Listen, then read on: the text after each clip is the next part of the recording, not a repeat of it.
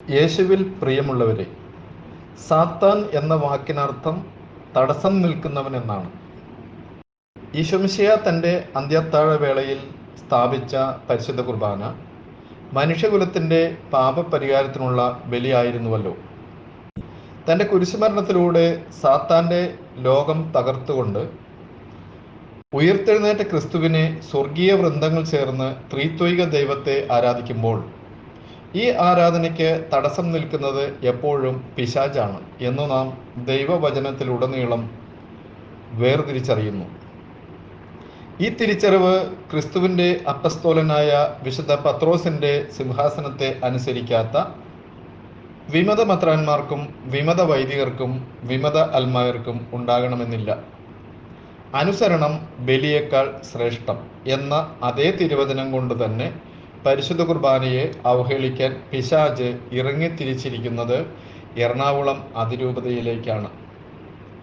എറണാകുളം അതിരൂപതയിൽ സഭയുടെ കുർബാന അർപ്പിക്കാത്ത major arch bishop മറ്റു പലയിടങ്ങളിലും പുഞ്ചിരിച്ചുകൊണ്ട് പ്രസംഗിച്ചത് ഇപ്രകാരമായിരുന്നു: സെമിനാരികൾ ഒരു ബത്ലഹേം ആണെന്നും പൗരോഹിത്യം ഒരു നിറവാണെന്നും നിറവ് ഹൃദയത്തിൻ്റെ വലിപ്പമാണെന്നും സ്വാർത്ഥത ഉപേക്ഷിക്കുവാനുള്ള ചങ്കൂറ്റമാണ് പൗരോഹിത്യമെന്നും പൗരോഹിത്യം ഒരു പ്രസവ വേദനയാണെന്നും ആടുകളെ അറിയുന്ന ഇടയൻ പൗരോഹിത്യത്തിൻ്റെ ദിശാസൂചികയാണെന്നും വെളിപ്പെടുത്തുമ്പോൾ തന്നെ മേജർ ആർച്ച് ബിഷപ്പ് വത്തിക്കാൻ ന്യൂസിൽ സഭയുടെ കുർബാന വിഷയത്തെ നിസാരവൽക്കരിച്ച് നടത്തിയ അഭിമുഖ സംഭാഷണം വിശ്വാസി സമൂഹം മറന്നിട്ടില്ല.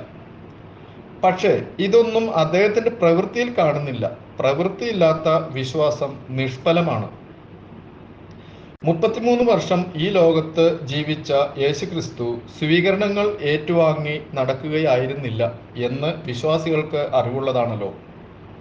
വിശുദ്ധ പൗലോസ് അപ്പസ്തോലൻ ഗലാത്തി 5:13 പറയുന്നു: നിങ്ങൾ വിളിക്കപ്പെട്ടിരിക്കുന്നത് ഭൗതിക സുഖത്തിനുള്ള സ്വതന്ത്രന്മാരായി അതിനെ അവഗണിക്കരുത്. പ്രത്യുത സ്നേഹത്തോടെ ദാസരെ പോലെ പരസ്പരം സേവിക്കുവിൻ. ഈ ഉടമ്പടി എത്ര മെത്രാന്മാരും എത്ര വൈദികരും പാലിക്കുന്നു എന്ന് അൽമായർ ചോദിച്ചാൽ അവരെ കുറ്റപ്പെടുത്താനാകുമോ? സീറോ മലബാർ സഭയുടെ 5ാമത്തെ അസംബ്ലിയും 32ാമത് സിനഡും കഴിഞ്ഞു. സഭയുടെ കുർബാന വിഷയത്തിൽ എന്ത് നിലപാടുകൾ സ്വീകരിച്ചു?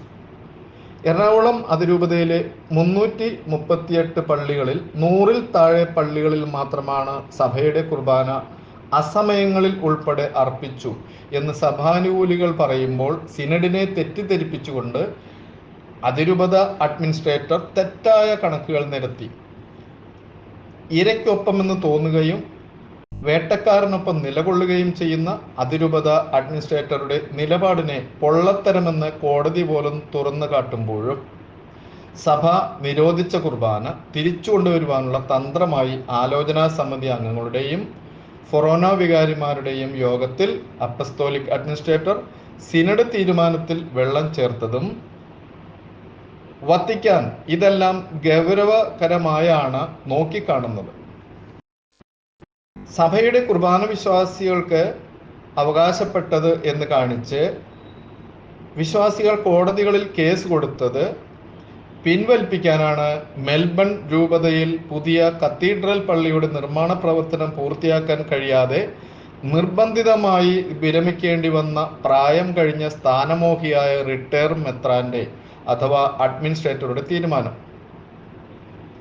സഭയുടെ കുർബാന നടപ്പാക്കുമെന്ന് മാർപ്പാപ്പയുടെ ഉത്തരവിൽ പറയുമ്പോൾ അധികാരം കൈവിടാതിരിക്കാൻ 2 വള്ളത്തിൽ കാൽ വെച്ച് തുഴയുന്ന അഡ്മിനിസ്ട്രേറ്ററുടെ വികൃതികൾ തകൃതിയായി നടക്കുന്നു.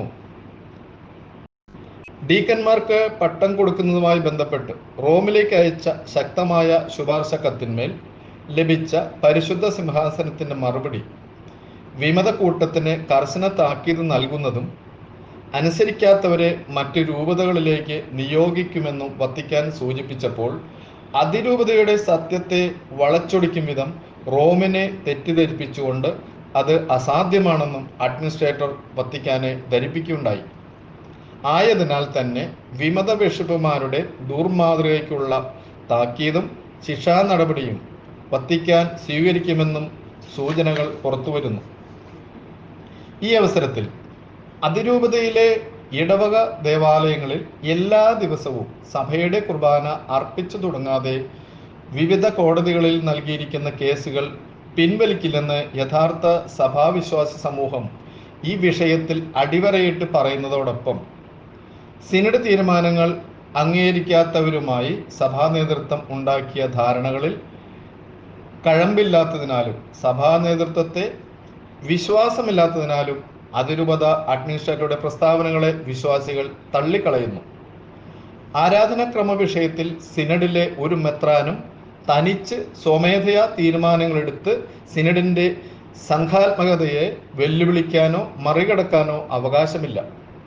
പ്രിയ സഭാ നേതൃത്വങ്ങളെ, ദൈവിക സംവിധാനങ്ങളിൽ പരിശുദ്ധ കുർബാനയിൽ മായം ചേർക്കേണ്ട കാര്യമില്ല.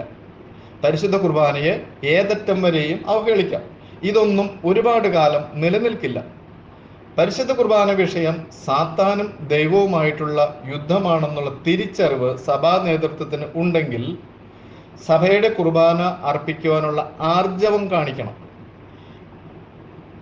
ഇന്ത്യക്ക് സ്വാതന്ത്ര്യം കിട്ടുമ്പോൾ ഇന്ത്യയിലെ ക്രിസ്ത്യാനികൾ 2.7%, ഇന്ന് 2.3% മാത്രം. സഭ വളർന്നിട്ടില്ല, കുറഞ്ഞിട്ടേയുള്ളൂ. കുറഞ്ഞതിന്റെ കാരണം എല്ലായിടത്തും വെള്ളം ചേർക്കാവുന്നതിന്റെ അങ്ങേയറ്റം വെള്ളം ചേർത്തു. 2 കൊറിന്ത്യർ 6:14 പറയുന്നു, നിങ്ങൾ അവിശ്വാസികളുമായി കൂട്ടുചേരരുത്. നീതിയും അനീതിയും തമ്മിൽ എന്ത് പങ്കാളിത്തമാണുള്ളത്? പ്രകാശത്തിന് അന്ധകാരവുമായി എന്ത് കൂട്ടുകെട്ടാണുള്ളത്? നിയമാവർത്തനം 7:6 പറയുന്നു, നിങ്ങളുടെ ദൈവമായ കർത്താവിന് നിങ്ങൾ വിശുദ്ധ ജനമാണ്. ഭൂമുഖത്തുള്ള എല്ലാ ജനതകളിലും നിന്ന് തൻ്റെ സ്വന്തം ജനമാകേണ്ടതിന് അവിടുന്ന് നിങ്ങളെ തിരഞ്ഞെടുത്തിരിക്കുന്നു. ആയതിനാൽ സഭാ നേതൃത്വമേ, ഒന്നുകിൽ മാന്യമായി വിശ്വാസത്തിന് വേണ്ടി ജീവിക്കുക, അല്ലെങ്കിൽ വിശ്വാസത്തെ തള്ളിപ്പറയുക. അതിന് രണ്ടിനുമിടയിൽപ്പെട്ട ഒരു ഇടപാടുണ്ടല്ലോ, അത് നാശത്തിനുള്ള വഴി മാത്രമാണ്. സഭയുടെ കുർബാനയ്ക്ക് വേണ്ടി ഒരു വിശ്വാസി ഇത്രയും ദീർഘിപ്പിച്ചു പറയേണ്ടി വന്നതിൽ അതിയായ ഖേദം രേഖപ്പെടുത്തിക്കൊണ്ട് നിർത്തുന്നു. നന്ദി, നമസ്കാരം. ഞാൻ Thomas Kanjirathingal, saint Thomas Kottakkavu ഫൊറോന ചർച്ച്, നോർത്ത് പറവൂർ.